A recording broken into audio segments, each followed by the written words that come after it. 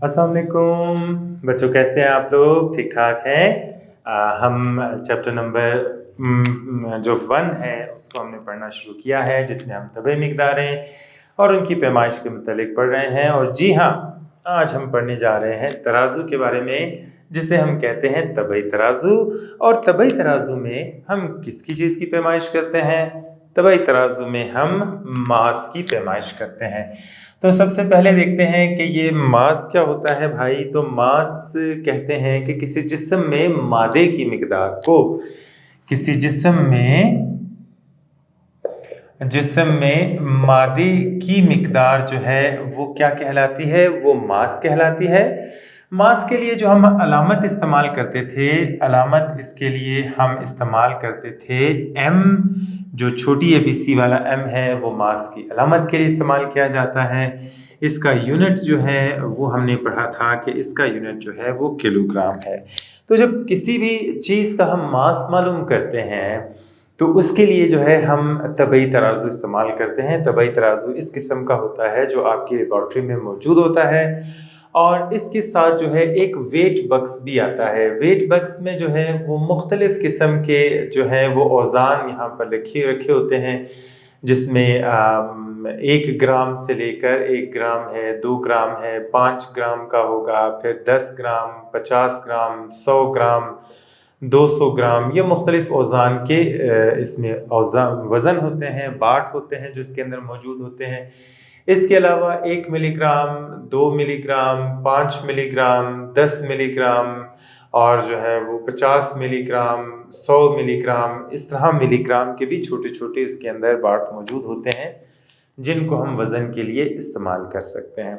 तो ये तबई तराजू जो हम पढ़ने जाएंगे, सबसे पहले हम तबई तराजू में ये देखेंगे कि इसकी साख्त कैसे होती है। जैसे हम हमेशा पढ़ते आए हैं, सबसे पहले हम इसकी साख्त का मुताला करेंगे। नंबर 1 कि इसकी साख्त किस किस्म की होती है, और नंबर 2 में जो है हम जाएंगे और इसका काम देखेंगे कि ये काम कैसे करता है, और इसका काम जो है हम कैसे मालूम कर सकते हैं। इन चीज़ों को सामने रखते हुए हम इस तबई तराजू को जो है वो पढ़ेंगे।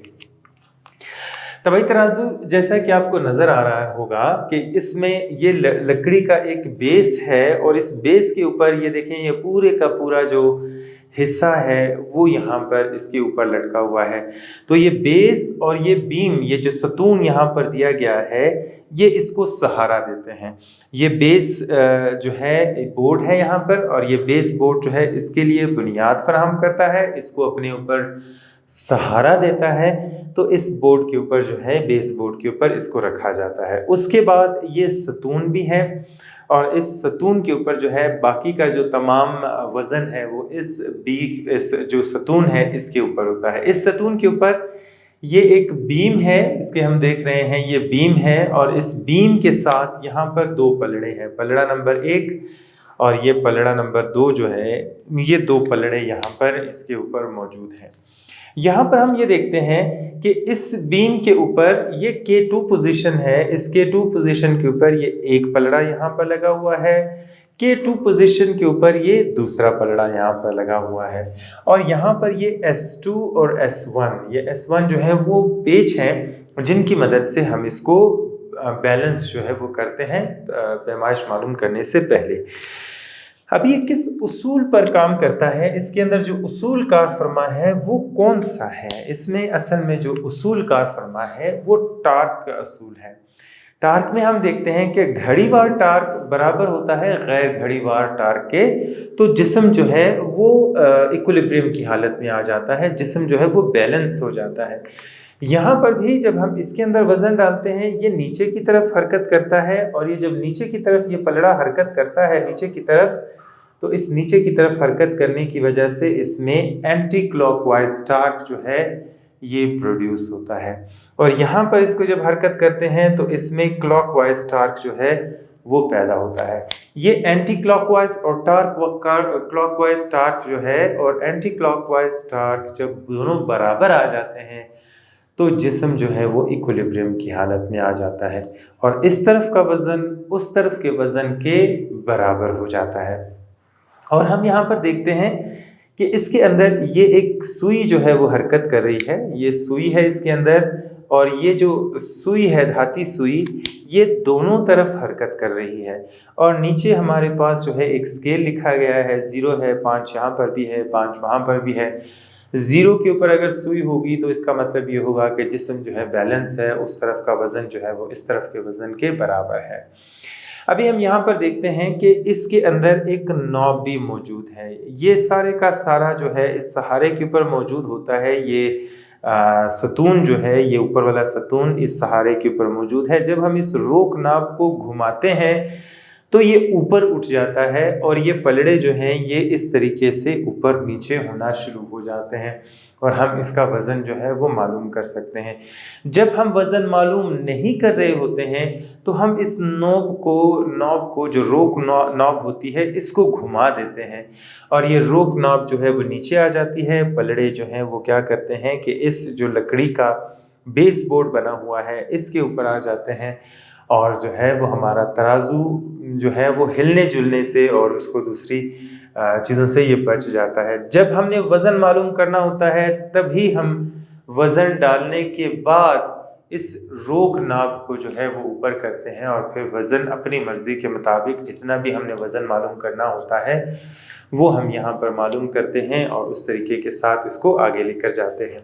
उसके बाद हम देखते हैं कि ये बीम जो है ये क्या कर रहा है कि इस सहारे के ऊपर यहाँ पर ये लगा हुआ है और इस सहारे पर ये यहाँ पर पड़ा हुआ है। तो इस दो सहारों के दरमियान जो है ये ऊपर नीचे होता है। ये इसको वो बुनियाद फराहम करता है, वो वेज है जिसके ऊपर ये दोनों जो पलड़े हैं ये ऊपर नीचे हरकत करते हैं। ये वो दरमियान वाला जगह है जिसके ऊपर के ये दोनों जो हैं ये पलड़े हरकत करते हैं। दरमियान में ये जो जगह बनी हुई है जिसके ऊपर ये दोनों जो पलड़े हैं उनको सहारा दिया गया है, वो यहाँ पर इस सतून के ऊपर जो है वो इसको सहारा दिया गया है। उसके बाद हम देखते हैं कि ये पलड़े जो है, ये सुई जो है वो नॉर्मली क्या होती है कि अपनी जगह पर नहीं होती है। कोई पलड़ा ज़ाहिर है ऊपर होगा या नीचे होगा तो जो तरफ भारी होगी ये पलड़ा उससे पीछे की तरफ हट जाएगा। जो पलड़ा ये नीचे होगा, ये जब नीचे होगा ये सुई इस तरफ आ जाएगी और जो साइड हल्की होगी ये सुई जो है उस तरफ हरकत करेगी। अगर ये साइड हल्की है तो ये सुई इस तरफ आएगी, अगर ये साइड हल्की होगी तो सुई उस तरफ जाएगी। तो अगर ये सुई हल्की होगी तो ये इस तरफ जाएगी, अगर ये वाला साइड हल्का होगा तो ये सुई जो है वो उस तरफ हरकत करना शुरू कर देगी। बाज़ औक़ात ये होता है कि जब हम इस रोक नॉब को ऊपर की तरफ उठाते हैं तो हम देखते हैं कि ये सुई जो है ये दरमियान वाली हालत में नहीं है। ये सुई जो है वो ज़ीरो की तरफ नहीं है, ये सुई या तो इस तरफ है या उस तरफ है। उस सूरत में हम क्या करते हैं कि ये जो S2 यहाँ पर दिया गया है, इस S2 के ऊपर यहाँ पर तवाज़नी पेच दिया गया है। ये तवाज़नी पेच हैं और इस तवाज़नी पेच को हम टाइट करते हैं या ढीला करते हैं। टाइट या ढीला करने से क्या होता है कि ये जो सुई होती है ये ज़ीरो पोजीशन के ऊपर आ जाती है और हमारा जो मास हम मालूम करने जा रहे हैं वो हम बेहतर तरीके से मालूम कर लेते हैं। तो जब भी हम वज़न मालूम करना चाहते हैं तो हमें दो चीज़ों की तसल्ली करनी बहुत ही ज़रूरी है जो मैं आपको बता रहा हूँ। पहली चीज़ ये है कि आपकी सुई जो है वो ज़ीरो पोजीशन पे होनी चाहिए। दूसरी चीज़ का जो हम तयन करते हैं, बी, जो बहुत इम्पॉर्टेंट चीज़ है वो है शाकुल, कि आपका शाकुल जो है वो इसके बैलेंस को ज़ाहिर कर रहा है। अगर ये दोनों चीज़ें बैलेंस नहीं हैं तो आपका वज़न जो है वो कभी भी सही तरीके से आप मालूम नहीं कर सकते हैं। तो वज़न मालूम करने के लिए आपका इन दोनों चीज़ों का बराबर होना, ए और बी का बराबर होना बहुत ही ज़रूरी है। ए को बराबर करने के लिए मैंने आपको बताया कि ये जो S2 है और ये S1 है, इसको हम टाइट करते हैं या ढीला करते हैं और इस सुई को जो है वो ज़ीरो की पोजीशन पर लेकर आते हैं। तो ये पहला मसला तो जो है वो हमारा आसानी के साथ हल होगा। ये जो रोक नाब है, रोक नाब को ऊपर उठाएंगे, ये ऊपर थोड़ा सा हो जाएगा, ये पलड़े जो है वो ऊपर नीचे होना शुरू हो जाएंगे।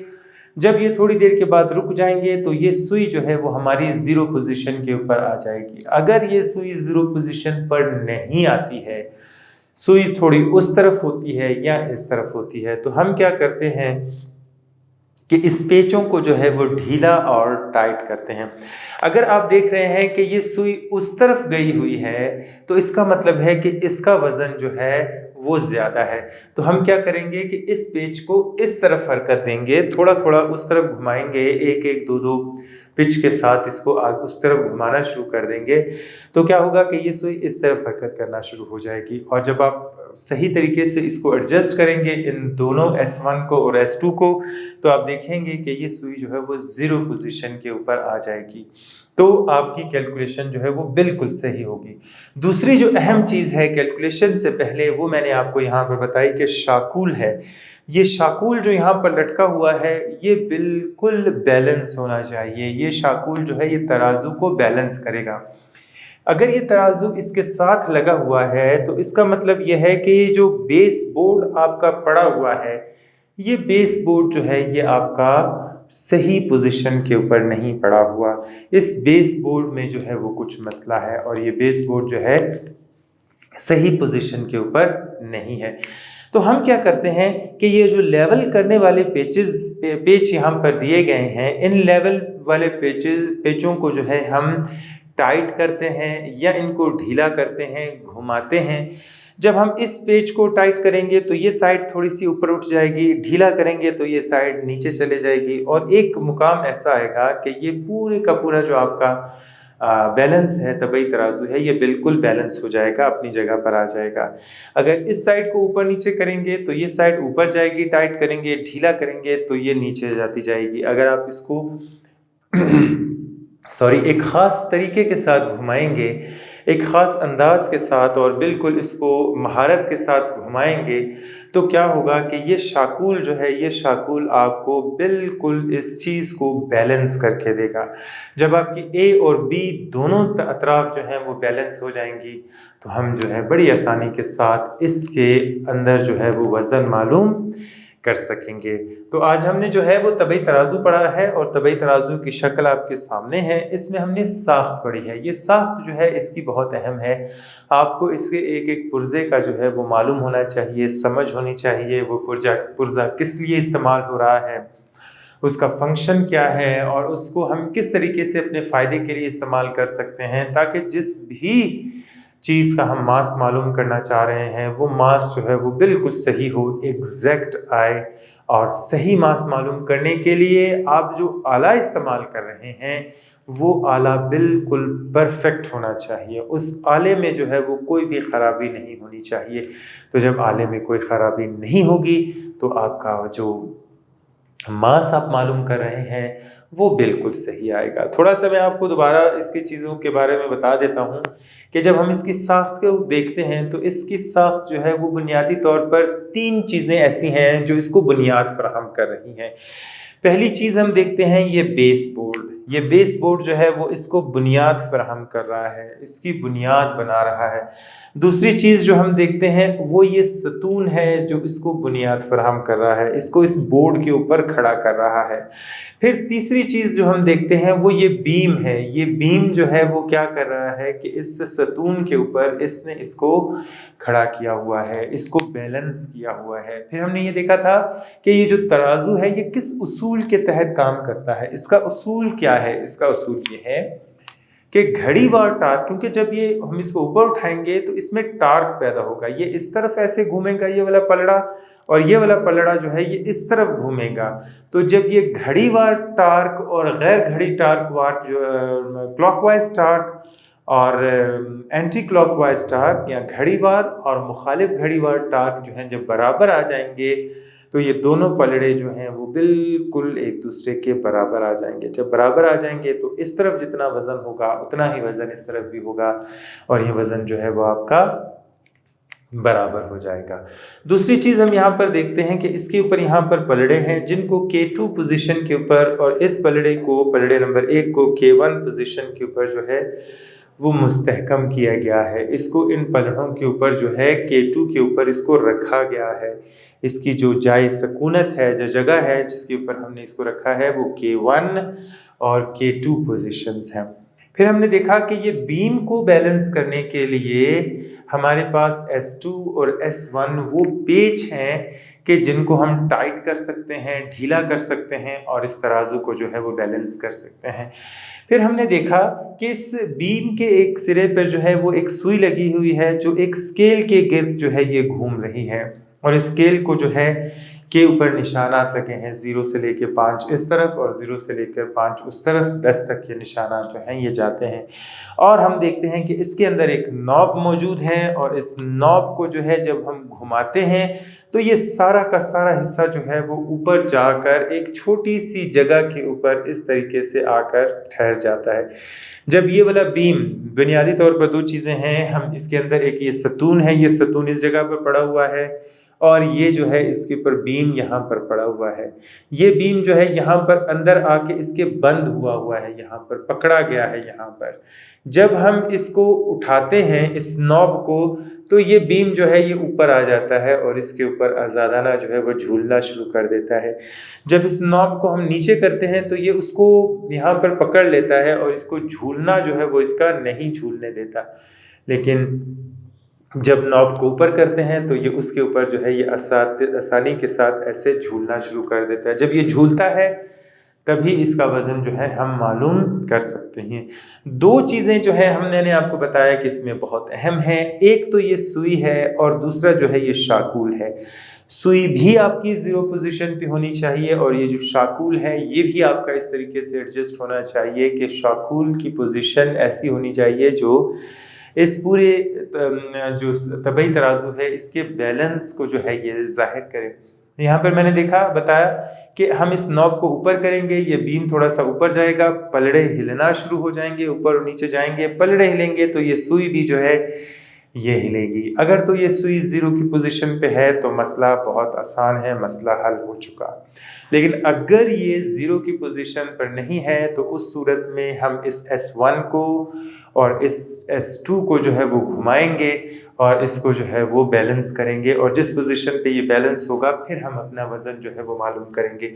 फ़र्ज़ कर लें ये सुई जो है वो इस तरफ जा रही है, इस तरफ जा रही है तो हमें बताएगी कि ये वाला जो है वो वज़न ज़्यादा है, तो हम इसको टाइट करेंगे या ढीला करेंगे। इसको टाइट और ढीला करने से भी जो हमारा काम है वो बराबर हो सकता है, और हम इसको जो है वो आसानी जो है वो बैलेंस कर सकते हैं। दूसरी चीज़ मैंने आपको बताई थी कि ये जो शाकुल है जो यहाँ पर लटका हुआ है, इस शाकुल के ज़रिए हम इस तख्ते को जो है वो बैलेंस करते हैं। अगर ये बेस बोर्ड जो है ये आपका बैलेंस नहीं है तब भी जो है वो आप इसका जो मास है वो उसकी रीडिंग आपके पास सही नहीं आएगी। इसके अंदर ये लेवल करने वाले पेच लगे हैं दो, इन दो भी होते हैं, बाज़ तराजू में एक भी होते हैं, वो डिपेंड करता है कि तराजू आपका किस किस्म का है, कौन मुख्तलिफ़ कंपनियाँ मुख्तलिफ़ तरीक़ों से इसको बैलेंस करने के लिए ये पेच बनाती हैं। तो ये पेच जो हैं जब आप इसको ढीला या टाइट करेंगे तो उसकी वजह से ये शाकुल जो है ये आगे और पीछे हरकत करेगा, जाएगा। जिस जगह पर शाकुल बिल्कुल बैलेंस हो जाए उस जगह जो है वो हमने ये मालूम करना है कि जहाँ पर ये जो इसका छोटा सा सिरा दिया है ये बिल्कुल इसके बीम की सतून की दीवार के साथ जो है बिल्कुल मामूली सा टच हो, और उसके दरमियान जो है वो बिल्कुल एक सूतर जितना फासला हो, तो हम कहेंगे कि ये जो है ये बैलेंस हो चुका है आपका। अभी हम आगे बढ़ते हैं और हम ये देखेंगे कि इसका मास जो है हम कैसे मालूम करते हैं। इस जिस्म का, हम किसी भी जिस्म का मास मालूम करना चाह रहे हैं तो उस सूरत में हम क्या कर सकते हैं। दो ऐसी चीज़ें हैं जो आपके पास होनी चाहिए। सबसे पहले तो ये तबी तराजू है जो आपके पास होना चाहिए मास मालूम करने के लिए। उसके बाद ये बाट वाला जो है डिब्बा भी आपके पास होना चाहिए। ये जो वेट बॉक्स है जिसे हम कहते हैं, ये वेट बॉक्स जो है ये आपके पास होना चाहिए, बाट वाला डिब्बा। तो आप वज़न मालूम कर सकते हैं, लेकिन भाई उसके लिए किसी चीज़ जिसका वज़न मालूम करना है वो भी हमारे पास होनी चाहिए, जो मैंने बोला नहीं।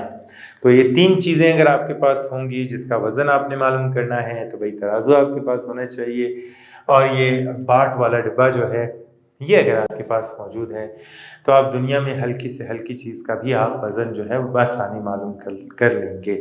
तो जब वज़न मालूम करना होता है तो सबसे पहले हम इस नॉब को ऊपर करते हैं, इस नॉब को ऊपर करते हैं और इस बात की तसल्ली करते हैं कि ये जो पोजीशन आ रही है ये 0 पोजीशन के ऊपर है। अगर ये 0 पोजीशन के ऊपर नहीं है तो हम क्या करते हैं कि S1 और S2 को हिलाने के बाद और शाकुल को दुरुस्त करने के लिए लेवल करने वाले पेचेस को हिलाकर हम इस तराजू को जो है वो बैलेंस कर लेते हैं। जब इस तराजू को बैलेंस कर लेते हैं, ये सुई हमारी ज़ीरो की पोजीशन पे आ रही होती है, तो हम क्या करते हैं कि हम एक तरफ जो है इस नॉब वाली सुई को दोबारा घुमाकर नीचे कर लेते हैं, नॉब वाली सुई को दोबारा नीचे कर लेते हैं, और नॉब वाली सुई को दोबारा नीचे करने के बाद हम क्या करते हैं कि एक तरफ जो है वो वज़न डालते हैं। जिस भी चीज़ का हमने वज़न मालूम करना होता है, जैसे फ़र्ज़ कर लें इस एक मार्कर का हम वज़न मालूम करना चाह रहे हैं, तो हम क्या करेंगे कि मार्कर को एक पलड़े में डालेंगे और अंदाज़न जो है फ़र्ज़ कर लें हम देख लेते हैं कि इसका जो मास होगा वो तकरीबन 3 ग्राम के करीब होगा या 10 ग्राम के करीब फ़र्ज़ कर लें, हम सोच लेते हैं, अज्यूम कर लेते हैं, फ़र्ज़ कर लेते हैं कि इसका मास जो है वो तकरीबन अंदाज़न से बता लेते हैं कि इसका मास तकरीबन जो है वो 5-6 ग्राम होगा, 7 ग्राम होगा। तो हम एक साइड के ऊपर ये मास रख देते हैं, दूसरी साइड के ऊपर यहाँ से हम 7 ग्राम, 5 और 2 7, ये 2 चीज़ें हम यहाँ पे ले लेते हैं और इन 2 बाटों को जो है वो हम यहाँ पर रख देते हैं। और उसके बाद इस नॉब को जो है, जो रोक नाब है, इसको ऊपर करते हैं। जब इस रोक नाब को ऊपर करेंगे तो हमें पता चलेगा कि किस तरफ का मास जो है वो ज़्यादा है। हम इसे ऊपर करते हैं और ये पलड़ा जो है वो इसकी तरफ जा रहा है, जो हमें ये बताएगा जैसे ही हमने ऊपर किया, क्योंकि इसका वज़न अगर ज़्यादा होगा इससे 7 ग्राम का जो हमने इसमें 7 डाला है, 1 जमा 2 जमा 7 ग्राम जो यहाँ पर डाला है, अगर ये वज़न कम होगा तो ये ऊपर की तरफ उठ जाएगा, अगर ज़्यादा होगा तो नीचे की तरफ बैठ जाएगा और ये सुई जो है हमें इसकी निशानदही करेगी, बताएगी। इस सुई में यहाँ पर ग्राम तक के निशानात दिए होते हैं। अगर ये सुई जो है वो आ रही है आपके 4 ग्राम तक जा रही है, पीछे की तरफ जा रही है, तो आप क्या करोगे कि उस तरफ जो है आप 3 ग्राम से 4 ग्राम तक डालोगे। 4 ग्राम जब डालोगे, इसको दोबारा नीचे करोगे, उस तरफ वज़न डालने के बाद दोबारा उठाओगे। ये जो छोटे मिलीग्राम यहाँ पर बताए गए हैं, 1 मिलीग्राम, 2 मिलीग्राम, 5, 10, 15, 20 मिलीग्राम के जो निशानात हैं, ये भी बाट आप चिमटी की मदद से उठा कर डालते जाएंगे और एक वक्त ऐसा आएगा कि ये दोनों बिल्कुल ज़ीरो पोजीशन के ऊपर आ जाएंगे।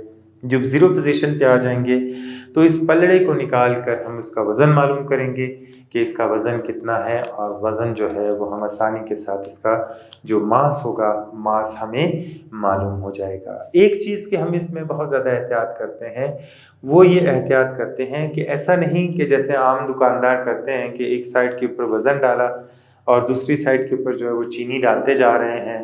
ऐसा इस तराजू में नहीं होता, क्योंकि ये इतना सेंसिटिव तराजू होता है कि ये 1 मिलीग्राम तक की भी सही पैमाइश जो है वो आपको करके बताएगा। अगर 1 मिलीग्राम वज़न भी आप, मास भी आप मालूम करना चाहते हैं, तो आप इस तबई तराजू को इस्तेमाल करते हुए मालूम कर सकते हैं, जबकि वो जो आम तराजू होता है वो इतना ज़्यादा कम वज़न जो है वो मालूम नहीं कर सकता।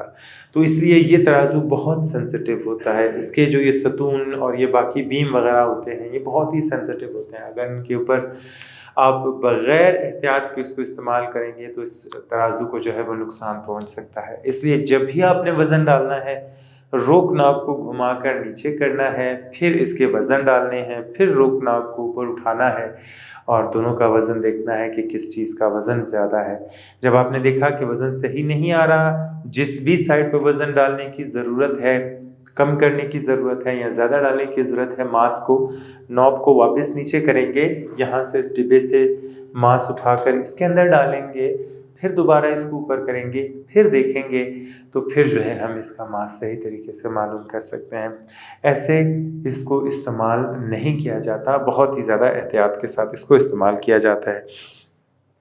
अभी इसके अलावा हम देखते हैं कि मास मालूम करने के लिए हमारे पास आजकल डिजिटल तराजू भी मौजूद हैं। जैसे आप अक्सर दुकानों में जाकर देखते होंगे कि वो तराजू होता है, उसमें वो चीज़ डालते हैं, उसके ऊपर रखते हैं और नीचे से नंबर आना शुरू हो जाते हैं जो ये बता देते हैं कि ये इस चीज़ का जो है वो मास कितना है। तो ये आजकल जो है वो डिजिटल तराजू का इस्तेमाल ज़्यादा जो है वो मार्केट में हो रहा है और इसकी जो है वो पैमाइश की जाती है। आगे हम ये पढ़ेंगे कि जो है यहाँ पर थोड़ा सा इसको रिवाइज कर लेते हैं, ताकि अगर कोई चीज़ रह गई है तो वो भी आप इसको दोबारा से देख लें, अच्छे से समझ लें। हमने देखा था मास, और मास की पैमाइश हमने कहा था कि किसी जिस्म में मादे की मिकदार और इसकी अलामत जो है वो m थी, और यूनिट जो था उसका किलोग्राम था। अगर हम किसी जिस्म में मादे की मिकदार मालूम करना चाहते हैं तो उसको हम तबई तराजू के साथ मालूम कर सकते हैं। तबई तराजू में हम बुनियादी तौर पर हमने दो चीज़ों के मुतालिक बहस की। एक तो साख्त थी कि इसकी साख्त किस किस्म की होती है और ये काम किस तरीके से करता है। तो इसकी साख्त के बारे में हमने ये देखा कि इसकी साख्त जो है उसमें बुनियादी तौर पर मुख्तलिफ़ चीज़ें होती हैं, बेस बोर्ड है, सतून है। इसकी साख्त के मुतालिक हमने यहाँ पर देखा कि इसकी साख्त के मुतालिक जो है ये बेस बोर्ड है, फिर इसके अंदर ये सतून है, सतून के ऊपर ये बीम लगा हुआ है, दो पलड़े इसके अंदर मौजूद हैं, शाकुल और सुई जो है वो इसको बैलेंस करने के लिए है। शाकुल जो है वो इस सतून की दीवार के साथ होता है, जबकि ये जो बैलेंस होता है इसके अंदर जो ये स्केल होता है वो यहाँ पर होता है, सुई स्केल के ऊपर हरकत करती है।